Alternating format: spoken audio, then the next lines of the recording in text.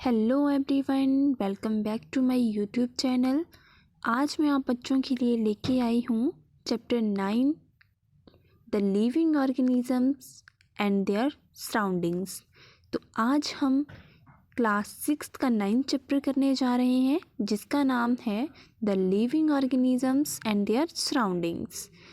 ठीक है बच्चों, तो आज हम कुछ इसके MCQ क्वेश्चंस करेंगे। उम्मीद करती हूँ कि आप सभी बच्चे ज़्यादा से ज़्यादा क्वेश्चंस के आंसर देने में सफल रहें। All the best to you. तो चलिए शुरू करते हैं आज का पहला MCQ। तो क्वेश्चन है आपका, which of the following statement is correct. आप बच्चों ने बताना है कि इनमें से कौन सी स्टेटमेंट जो है वो करेक्ट है। ऑप्शन ए देखेंगे, several kinds of plants and animals may share the same habitat। कई प्रकार के जो पौधे होते हैं, जंतु होते हैं, क्या वो अपना हैबिटेट जो है वो शेयर करते हैं? तो हाँ जी, वो करते हैं। इसका एग्जांपल है आपके पास फॉरेस्ट है ना, आपके शहर हैं। तो यहाँ पे आप बच्चों ने देखा होगा कि जैसे जंगलों में या हमारे गांव में कई तरह के एनिमल्स और प्लांट्स होते हैं। तो वो ऐसा नहीं करते हैं कि नहीं यहाँ पे सिर्फ मैं ही रहूँगा या प्लांट्स बोलेगा कि मैं यहीं पे उगूँगा। तो ऐसा नहीं होता है ना, सभी एक दूसरे के साथ शेयर करते हैं। तो ये क्वेश्चन आपका, ये आपका जो फर्स्ट ऑप्शन है ये सही हो जाएगा। नेक्स्ट देखेंगे, all the animals and plants in a habitat are adopted to it। तो इसमें क्या बोला कि जितने भी हमारे एनिमल्स हैं और जो प्लांट्स हैं वो इस हैबिटेट के लिए तैयार रहते हैं, अडॉप्ट रहते हैं, क्योंकि यहाँ पे हमें पता है कि यहाँ पे क्या होना है, यहाँ पे सभी एक साथ ही रहेंगे, है ना। तो इसके लिए क्या होता है, फिर ये अडॉप्टेड रहते हैं। ठीक है, तो both the statements are correct. तो यहाँ पे इसका ऑप्शन क्या हो जाएगा, आपका ऑप्शन सी इज करेक्ट हो जाएगा। Both the statements are correct, क्योंकि several kinds of plants and animals may share the same habitat and adopt it। और वहाँ पे वो अपना एडेप्टेशन भी बना लेते हैं, अडॉप्ट भी कर लेते हैं। ठीक है, नेक्स्ट क्वेश्चन देखेंगे। Question number 2, animals and plants have certain features। अब एनिमल्स और प्लांट्स के कुछ फीचर्स होते हैं which makes them to survive in a particular habitat। तो इसने बोला कि एनिमल्स और प्लांट्स के कुछ ऐसे फीचर्स होते हैं जो उन्हें, ठीक है, जो उन्हें उस पर्टिकुलर हैबिटेट में रहने योग्य बनाते हैं, वहाँ पे जीने योग्य बनाते हैं। और उसे क्या कहते हैं, अडेप्टेशन, स्पेशिएशन, स्पेशलाइजेशन या इवोल्यूशन। तो उसे क्या बोलते हैं, आप बच्चों को पता है क्या बोलते हैं उसे, अडेप्टेशन। Very good. क्यों, क्योंकि देखेंगे presence of features which enable plants and animals to live in a habitat is called adaptation। उसे adaptation कहते हैं, है ना। नेक्स्ट क्वेश्चन देखेंगे, which is a biotic component of environment। तो इन्वायरमेंट में बायोटिक कंपोनेंट्स कौन कौन से होते हैं, आप सभी बच्चों को पता है। Biotic components means, bio means living, है ना। तो लिविंग कंपोनेंट्स कौन कौन से आ गए, जिनमें जान होगी, वो क्या होंगे, आपके लिविंग कंपोनेंट्स होंगे। For example plants, animals, micro organisms, है ना। तो ये चलो ऑप्शंस देखते हैं, देखो कौन से आपके बायोटिक कंपोनेंट्स हैं। फर्स्ट ऑप्शन है plants, B option animals, C option micro organisms, D option all of these. तो इसका राइट आंसर क्या होगा, ऑप्शन डी, है ना। क्योंकि ये सारे जितने भी हमारे पास यहाँ पे ऑप्शन है ये सारे किस में आते हैं, आपके बायोटिक कंपोनेंट्स में। ओके बच्चों, नेक्स्ट क्वेश्चन देखेंगे। Which is not an abiotic component of environment. तो एबायोटिक कंपोनेंट्स का मीनिंग क्या होता है, पहले तो आपको मीनिंग पता होना चाहिए।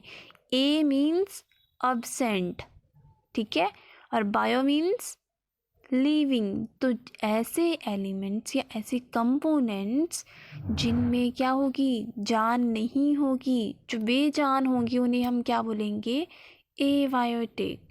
तो ऐसे कौन कौन से हैं। तो अब यहाँ पे क्या पूछा है, नॉट एन एबायोटिक, तो जो एबायोटिक नहीं है, ठीक है। तो एबायोटिक के एग्जांपल्स बताओ। Soil, water, air, sun, wood, cement, bricks, gravel, है ना। ये सारे जो हैं वो एग्जांपल किसके हैं, एबायोटिक के हैं। और यहाँ पे पूछा है नॉट एन एबायोटिक कंपोनेंट, तो आप क्या बताओगे, यहाँ पे आ जाएगा बैक्टीरिया, ठीक है, क्योंकि बैक्टीरिया क्या है आपके पास, बैक्टीरिया जो है वो आपके पास एक लिविंग थिंग है, लिविंग ऑब्जेक्ट है, जिसे जो किसका एग्जाम्पल है, बायोटिक का। तो ऑप्शन कौन सा सही होगा, ऑप्शन बी, ठीक है। नेक्स्ट क्वेश्चन देखेंगे। Which is an example of an animal found in mountain region। तो माउंटेन रीजन में कौन रहते हैं, माउंटेन्स वाली जगहों में कौन रहते हैं, पहाड़ी इलाकों में कौन रहते हैं, कौन से एनिमल्स रहते हैं, लेपर्ड, याक, माउंटेन गोट या ऑल ऑफ दीज। तो इसका आंसर क्या हो जाएगा, ऑल ऑफ दीज, ठीक है, क्योंकि ये जितने भी हमारे पास एनिमल्स हैं, लेपर्ड भी माउंटेन्स रीजन में रहता है, पहाड़ी इलाकों में रहता है, याक भी रहता है, और माउंटेन पहाड़ी बकरी भी रहती है, ठीक है। तो ऑल ऑफ दीज हो जाएगा। नेक्स्ट क्वेश्चन देखेंगे, क्वेश्चन नंबर 6 है, what are the characteristics of a desert plant. तो डेजर्ट प्लांट के जितने भी प्लांट्स होते हैं उनकी क्या विशेषताएं रहती हैं, क्या कैरेक्टरिस्टिक्स होते हैं उसके। तो फर्स्ट देखेंगे, इसका एग्जांपल बताएंगे कौन सा है, डेजर्ट प्लांट सुन के कौन सा एग्जांपल याद आ रहा है, कौन सा प्लांट, यस कैक्टस प्लांट, है ना। तो कैक्टस प्लांट को याद करके आप यहाँ पे ऑप्शन देखेंगे, तो देखो नो लीव्स और वेरी स्मॉल लीव्स, तो इसमें लीव्स ही नहीं होती हैं, है ना, और वेरी स्मॉल लीव्स होती हैं। तो सच में हमें पता है कि जो कैक्टस प्लांट है उसकी भी कैसी होती है। तो देखेंगे कैक्टस प्लांट, अब कैक्टस प्लांट्स किस में देखेंगे, इसमें तो लीव्स ही नहीं है, है ना, और जो लीव्स होंगी भी तो इसमें कैसी होंगी, बहुत ही छोटी छोटी होती हैं। ओके बच्चा, तो फर्स्ट जो ऑप्शन होगा वो सही हो जाए। नेक्स्ट ऑप्शन देखेंगे, स्पाइंस। तो स्पाइंस क्या होते हैं, कांटे, है ना। तो देखेंगे इसमें कितने सारे कांटे हैं, कितने सारे सुइयां जैसी लगी हुई है ना। तो ये कौन होती है, ये लीव्स जो होती हैं, जो पत्ते होते हैं वो कन्वर्ट हो जाते हैं स्पाइंस में। ओके, तो ये वाला ऑप्शन भी सही है। अब तीसरा आ गया डीप रूट्स। तो देखेंगे बच्चों इस तरह से जो हैं, जो कैक्टस प्लांट की जो रूट्स होती हैं वो बहुत ही ज़्यादा डीप होती हैं, गहराई तक जाती हैं। और ये क्यों जाती हैं, ताकि ये क्या कर सकें, ये ज़्यादा से ज़्यादा नीचे जाके सॉइल में से वाटर एंड मिनरल्स को एब्जॉर्व कर सकें, ठीक है। तो यहाँ पे आप ऑप्शन देखेंगे कि यहाँ पे आपके तीनों ऑप्शन जो हैं वो सही हैं। तो कौन सा ऑप्शन ठीक हो जाएगा यहाँ पे, option D, all of these, क्योंकि ये सारे इसके कैरेक्टरिस्टिक्स हैं, ठीक है। नेक्स्ट क्वेश्चन देखेंगे, respiration in aquatic animals occurs by. Aquatic animals जो हैं वो कहाँ से रेस्पिरेशन करते हैं, कहाँ से सांस लेते हैं वो, लंग्स, गिल्स, नॉस्ट्रिल्स, लेग्स। तो हम सभी को पता है, आप सभी बच्चों को पता है कि रेस्पिरेशन एक्वेटिक एनिमल्स कहाँ से करते हैं, दैट इज़ गिल्स, है ना।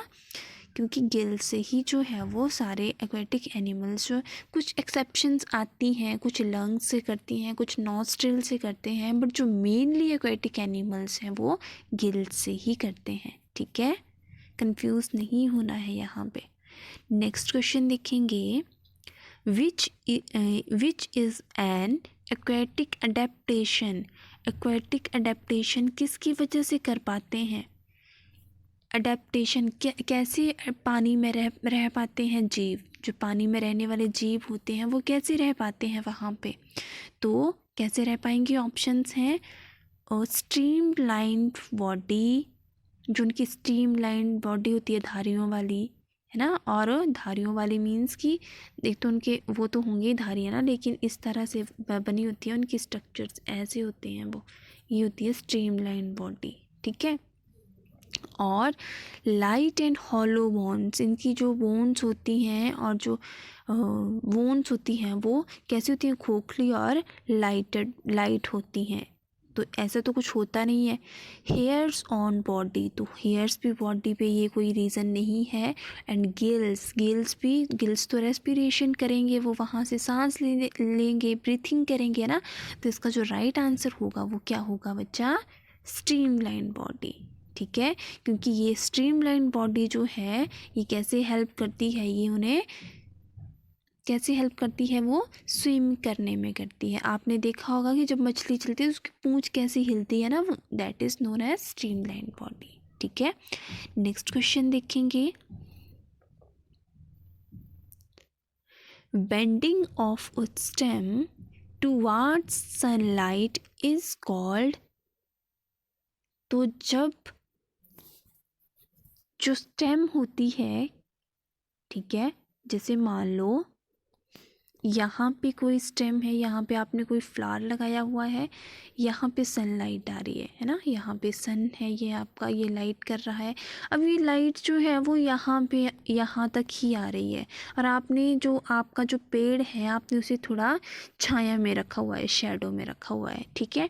तो जो सन लविंग प्लांट्स होते हैं ना, ठीक है, वो क्या करेंगे, ये जो इसकी क्या है, ये जो स्टेम होगी ये बेंड हो जाएगी किसकी तरफ को, जहाँ पे सनलाइट आ रही है, खुद अपने आप को बेंड कर देगी सनलाइट लेने के लिए, ठीक है।